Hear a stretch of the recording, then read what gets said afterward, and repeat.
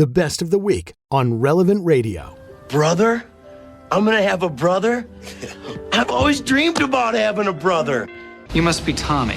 Brothers don't shake hands. Brothers gotta hug. The Drew Mariani Show on Relevant Radio. You might recognize that voice. That was Chris Farley, Tommy Boy. That's where that audio comes from. It's good to be here with you today. Let's talk about brothers. Let's talk about sisters, maybe brother-in-laws or sister-in-laws or in-laws in general. I want to talk about the healing of relationships, in particular sibling relationships. You know, one of the most public sibling rivalries is between England's Prince William and Prince Harry. Ever since their mother, Princess Diana, was killed in that car crash back in '97, the two of them have had a difficult relationship. And it's one that's played out in the public eye. That makes it, I think, even more difficult. Harry's decision, of course, to marry Meghan Markle, an American actress, didn't help matters all that much. And Markle's being sued by her half-sister over claims of defamation. So just one example of the things that can happen between adults.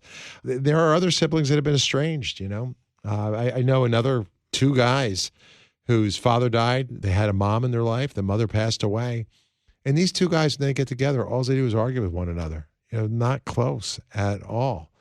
So, you know, I thought about this. I thought, why? What's happening? And I did a quick search. Almost 1 out of 3 adults, around 28% of adults, report experiencing at least one period of estrangement with a sibling. All right, 75% of sibling pairs never really go through that at all. But you're talking still, there's division, and it hurts. So why does it happen? We're going to be speaking today with Dr. Matthew Breuninger. He's a former psychology professor at Franciscan University, Steubenville, where he taught for years. He's been a friend of this show, and he's now in private practice at Wellspring Counseling and Coaching. And if you want to check him out, maybe you need some counseling or help after you hear him, I think you'll appreciate him. WellspringCCC.com, WellspringCCC.com. Good to have you back. He's the author, by the way, of Finding Freedom in Christ, Healing Life's Hurts. That's another thing we can talk about. Good to talk with you. Thanks for taking time to be with us. Sure. It's great to be here. Thanks for having me. This is a fascinating issue to me. I've got 5 siblings. Yeah, I'm one of 5. And we're all close. Growing up, we probably argued and fought, but, you know, we still get together, see each other. There's a bond there. But like I said, I work with somebody who they haven't spoken to their sibling in 40 years. I just could not believe that. What do you see, and what do you make of this? Is this common amongst siblings? Is it more common amongst in-laws? I mean, how do you see it? Yeah, so first, I thought your introduction to the segment, Drew, was actually spot on. I mean, Thanks. So I'm hesitant to give sort of like, here's the sole reason. I mean, Right. It's politics, it's religion, it's old sibling hurts and rivalries, it's the will when mom or dad dies, it's money, it's greed, I guess maybe if you had to boil all of it down, it's something like that deep bond of affection and love isn't adequately nurtured and isn't given the time and space that it needs, and sort of what feel like more important things take priority and precedence, these hurts and wounds. That's not to minimize them and say that people haven't hurt you or wounded you. Right. You know what I find striking, though, Doctor?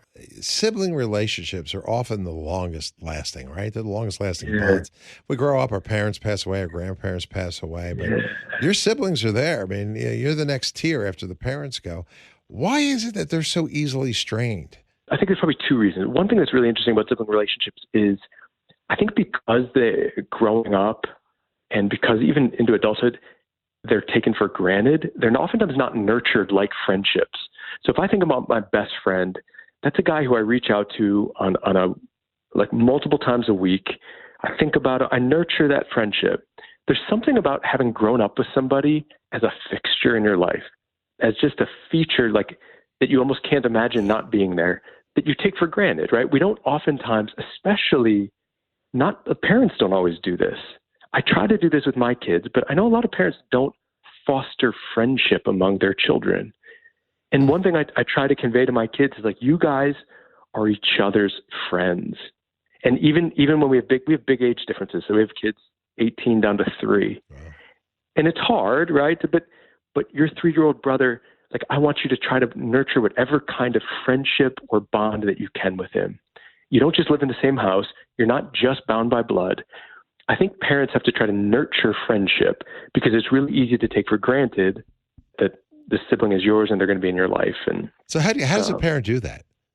Yeah. So a couple ways. One is I invite my kids to always repair any ruptures in their relationship. So when like there's fight, and there is fighting, right? There are kids fight and they argue but I say, like, guys, come on, we got to come back together. Like, we're not just going to walk away. We're not going to sweep it under the rug. We're not going to pretend like it didn't happen. Like, hey, tell your brother how you're feeling about that. Tell your brother that it hurt your feelings. So, hey, I wonder if you could look at your brother and tell him you're sorry. Let him know that, you're going to try not to do that again. Let him know that you didn't mean to do that. So I try to help them, number one, repair any ruptures when they are there. But number two is like, I invite them into things together with each other. So like, taking the boys out fishing together, going with my daughter and one of her brothers to get ice cream or see a movie, and while we're doing those things, I'm asking them questions, and I'm inviting them to ask each other questions, like to learn about each other. I think one of the things that siblings and parents don't oftentimes encourage this is siblings don't know a lot. They don't oftentimes show interest in the life of their brother or sister because they assume they kind of know it. Yeah, right. And so I try to like invite my kids into conversation with one another as I converse with them. So they get to like learn what it's like to ask about their brother or sister's heart. Like, what's happening? Who are their friends? What are their struggles right now? And that builds deep bonds of intimacy through vulnerability. That's great. Great advice. Doctor, let's go right to the phones. We'll go to Ryan in Florence, Arizona. Hey, Ryan. Hey, Drew, how are you? Hey, doctor, just give you guys a quick rundown. 7 years ago, I went through a pretty ugly divorce, really high conflict, caused a lot of problems. And my brother and his wife, my sister-in-law, we were always like together and all that. But I felt like over the years, they have really chosen to spend time with her. It feels like they've really just almost to some degree taken some sort of side. And all of them are not practicing Catholics.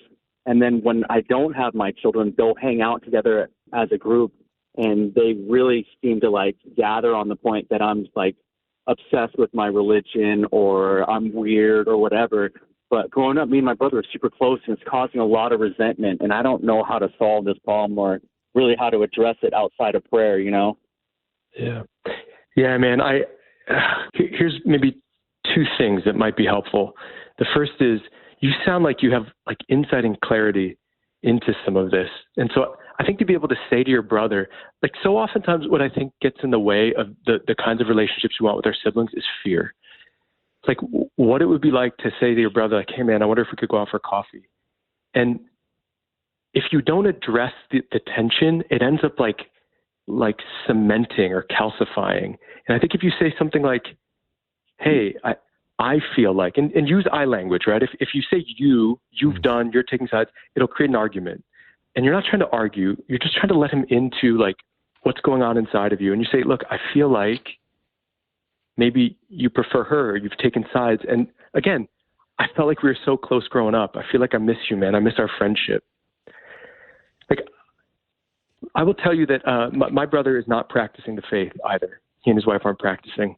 And my wife and I are. And I think sometimes maybe they think that we're too much, or we go too far, or we're too conservative, but there is this like deep desire and bond there where I want to have closeness with my brother to whatever extent we can. There's parts of our life we can't talk about. There's parts of our life that just, my life doesn't make sense to him. And that's okay. But I want us to be able to go as far as we can, given who each of us is. And so to be able to say to him, like, man, I miss you. And I know there's parts of my life that you might think are strange or weird, but like, I love you. And there's tons of things we could be doing. Like, you guys could catch a game. You could catch a movie. You could go bowling. You could go golfing. All these things we could do that, like, I miss. And so I guess part of me thinks that to step past the fear and to take that insight that you have, that you're noticing, how you're feeling, what you're seeing, and just present it. And it's not accusatory, and you're not trying to condemn. You're just saying, like, I feel like after the divorce, like, I lost you a little bit. And then what you can do is you can make space for him to share. And maybe he has an experience that you're not, maybe he thinks like, yeah, man, I saw a side to you that really scared me during that divorce. Or, yeah, man, I've just felt really bad for her after that divorce. Or I felt really bad for the kids and I want to support. But you give him space to share what's happening in his mind and heart, and to receive that, to be open to it, even if it's hard or painful. But you also bring yourself to the table, and you bring, like, that you're hurting, that you miss him, that you feel like maybe he cares more about her than he cares about you. but then you open up a dialogue. If you can present yourself sort of humbly and honestly and open up a dialogue, that's the beginning of reestablishing the relationship. Hey, am I seeing that wrong, man? Like, maybe I'm seeing it wrong. Maybe he's like, no, man, you're kind of seeing it right. I do feel closer to her. I feel like we have more in common. I feel like the faith has driven a wedge between us. And he said, yeah, but I know we have a difference there, and maybe we'll never see eye to eye on that. But man, I sure do miss being able to just like go shooting at the range with you, or go hunting, or go fishing, right? We can do those things, and we can find common ground. We can find things to create new shared experiences over. Yep. Even if we don't share the faith. So, man, I wish you luck. I hope Yeah. to be able to show up humbly and honestly. Ryan, thank you. I'll pray. I'll say a prayer for that situation. Angie's in Ogden, Utah. Angie, thank you for calling. Good afternoon. Hi, Drew. Thanks for taking my call. So this has hit home. My husband and his brother haven't been speaking for, I don't know, we're like going on 3 years now, because his brother became Jewish and is no longer practicing Catholicism. And my husband tried to evangelize and get him to see it was the wrong decision. And instead of speaking the truth in love, it became an argument. And so now a relationship where these people were a part of our lives for over 40 years, every single thing, their kids are my godson. I mean, just so many things. And I don't know how to help anybody say they're sorry. Or I don't know I really don't know how to help other than pray. Yeah. I mean, when you were talking, I thought like that for me is it. It's your husband goes and says, I'm sorry. And like, not sorry for the faith yet. We're not apologizing for being Catholic. We're not apologizing for believing that the church is the fullness of truth, but how we convey that to others. Sometimes we beat people over the head with it, and sometimes we're not as cunning as serpents and innocent as doves. Sometimes we're heavy-handed. Sometimes we're cruel. Sometimes we're fearful with it. And I guess here's a beautiful opportunity for your husband to sit with himself and grow in self-knowledge and through self-reflection and say, like, did I handle that the way I wanted to? Maybe the desire was the right desire, but where did I get it wrong? This is where I love the 12 steps. People in the 12 steps who work a program of recovery, even if they're only 2% wrong, they have to own 100% of their 2%, and they have to go and make amends. And so maybe this is an opportunity for your husband to say, like, look, I'm sorry. I had that conversation the wrong way. It was the right conversation, but the wrong way. And that, you know what that requires? That requires great humility. And humility can be really hard, I think, especially for guys sometimes. Oh, yeah. And especially with siblings, if there's a competitive dimension too, it feels like you're but like to put the unity that God desires above my pride and to get humble and to get small and to ask for forgiveness for my 2%. I got it wrong. And maybe we'll never be able to talk about the faith. I mean, your brother-in-law knows what you guys think, and you know what he thinks. And maybe that's an area that will remain tense, but to be able to admit my error and say, look, we have 40 years of deep, rich love. Yeah. And to think that love stopped because of a disagreement, even over worldview. Worldview is a big deal, but worldview doesn't have to be a deal breaker. And I think for the Catholic, we can transcend that with the graces of the sacraments and the virtues that we're cultivating. We can find ways to build bridges with people with different worldviews. So, let me just give you a situation like that or anyone others. You have this misunderstanding, you have this ruptured relationship. In her case, it's been 3 years. Time is gone now. It's kind of hard to go back. You're right. It does take humility. But what if that person wants nothing to do with you? They don't want to forgive you, or there's this disconnect. I mean, it's hard to try to reach out. It's only going to cause you a deeper wound, won't it? When you know you're going to be rejected and they don't want to forgive. Yeah. Well, sometimes, two things. One is I think it's worth risking the deeper wound sometimes because like love, the bond of love, it makes it worth it.